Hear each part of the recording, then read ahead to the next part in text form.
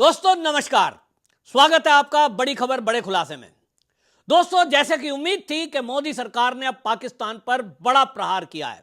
मैंने जैसे पहला वीडियो में बताया था कि मोदी सरकार अब चार तरफ से पाकिस्तान पे हमला करने जा रही है और एक बड़ा हमला चारों तरफ से होगा। यानी एक तरफ उसकी आर्थिक रीढ़ तोड़ी जाएगी, दूसरी तरफ से वहां जो जल ट्रीटी है, सिंधु जल समझौता, जो इंडस वैली ट्रीटी है, वाटर ट्रीटी, उसको अब होल्ड पर कर दिया गया है। यानी अब पाकिस्तान पानी की बूंद बूंद को तरसेगा, वहीं उसकी इंडस्ट्री को मिलने वाला पानी और सिंचाई के लिए खेतों को मिलने वाले पानी पर अब भारत सरकार ने रोक लगा दी है।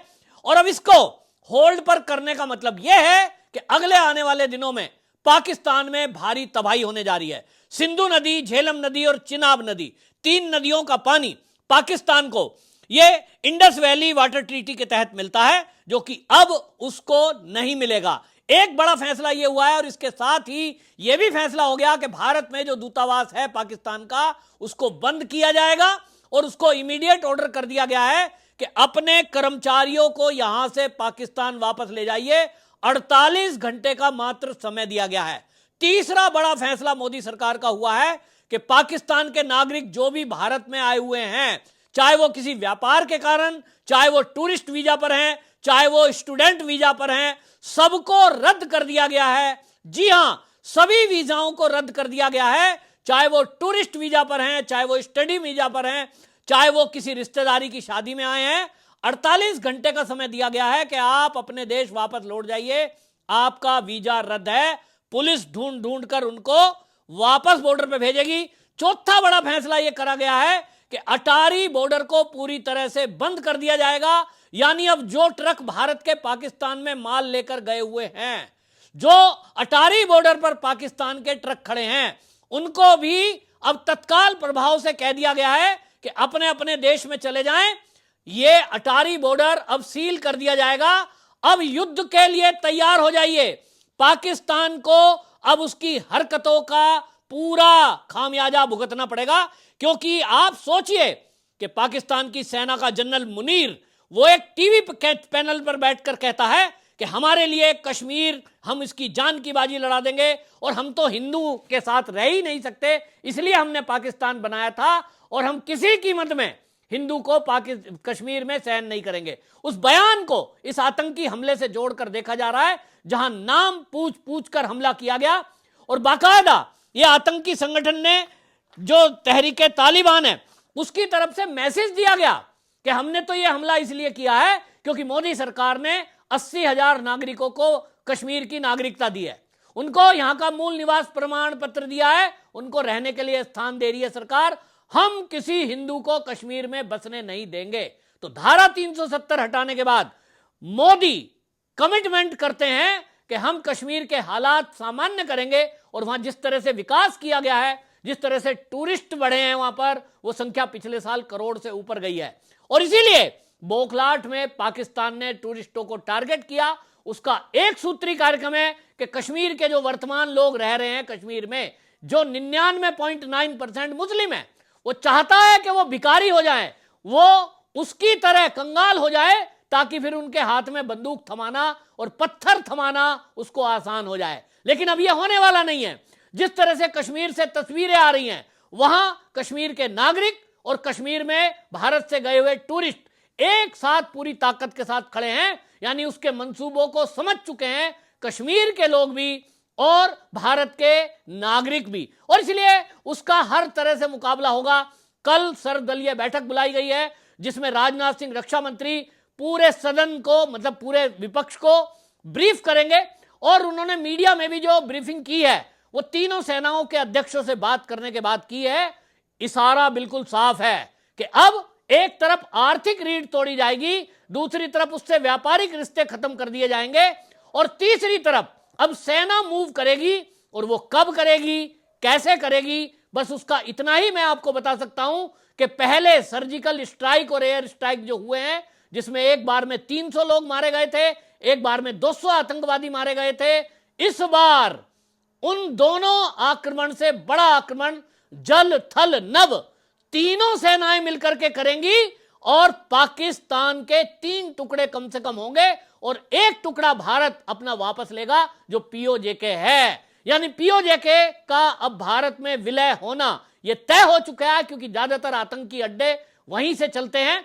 और यह पाकिस्तान को भी अच्छी तरह पता है कि भारत की सेना ने अगर मूव किया तो कुछ ही घंटों का खेल है।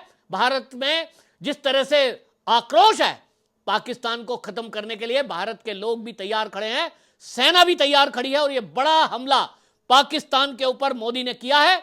एक तरह से कई गुना सर्जिकल स्ट्राइक कर दी गई है, बड़े फैसले ले लिए गए हैं, पूरे पाकिस्तान में हाहाकार मच रहा है, लोग घबराए हुए हैं, लोगों को लग रहा है कि कहीं ना कहीं अभी ऊपर से मिसाइल आएगी। लेकिन इसके लिए जैसा मैंने कहा कि मोदी की रणनीति बन चुकी है, तीन तरफ से घेर कर उसको मारा जाएगा, और वहां बलूचिस्तान, सिंध प्रांत, पंजाब, ये तीनों तरफ से हमला होगा। यानी अब भारत में जो लोग पहले से बलूच आर्मी काम कर रही है, वहां पर जो सिंध प्रांत में जो अलग होने की बात चल रही है, सिंधी राष्ट्रवादी संगठन काम कर रहे हैं स्वतंत्र सिंहासन के लिए, वो सब के सब एक साथ टूट पड़ेंगे। तो ये जो आतंक की फैक्ट्री चलाने वाली पाकिस्तान की सेना है, नेस्ता नाबूद कर दिया जाएगा। अब ये भारत की सेना ने बीड़ा उठाया है, बड़ा कदम होने जा रहा है। और अब आप देखते रहिए, आपके इस पर क्या रिव्यूज हैं आप जरूर कमेंट में लिखिए, वीडियो को शेयर भी करिए, क्योंकि लोगों को इंतजार है कि मोदी आखिरकार कर क्या रहे हैं। पता चलना चाहिए कि आपकी राष्ट्रवादी सरकार केंद्र में ऐसी बैठी है जो अब किसी भी हमले का कई गुना मुंह तोड़ जवाब देने में सक्षम है। कई देशों से मोदी को फोन आ चुके हैं, और दुनिया की बड़ी बड़ी महाशक्तियां इस समय इस आतंकी हमले को लेकर पाकिस्तान के खिलाफ की गई कार्रवाई पर भारत के साथ खड़े हैं। ऐसा माहौल देश में कभी नहीं रहा, दुनिया में कभी नहीं रहा। यह भारत की सरकार की ताकत है, यह मोदी की ताकत है, डिप्लोमेसी की ताकत है, विदेश मंत्री की ताकत है कि आज चीन भी इस हमले के बाद से हमारे साथ खड़ा है, अमेरिका भी साथ खड़ा है, जापान भी साथ खड़ा है, रसिया भी साथ खड़ा है। और अब इसीलिए अगला कदम क्या होगा तो पाकिस्तानी समझ लें कि बहुत भयंकर होने जा रहा है। अभी तक जो सपोले पाकिस्तान ने पाले हैं, अब उनका फन कुचलने का काम भारत की सेना और भारत की सरकार करेगी। आपकी इस पर क्या राय है कमेंट में जरूर लिखिए, वीडियो को शेयर करिए। Vande Mataram. The Cabinet Committee on Security met this evening under the chairmanship of the Honorable Prime Minister. The CCS was briefed in detail on the terrorist attack on 22nd April 2025 in Pahalgam in Jammu and Kashmir, in which 25 Indians and one Nepali citizen were killed. A number of others sustained injuries. The CCS condemned the attack in the strongest terms and expressed its deepest condolences to the families of the victims and hoped for the early recovery of the injured. Strong expressions of support and solidarity have been received from many governments around the world, which have unequivocally condemned this terror attack. The CCS recorded its appreciation for such sentiments, which reflect zero tolerance for terrorism. In the briefing to the CCS, the cross-border linkages of the terrorist attack were brought out.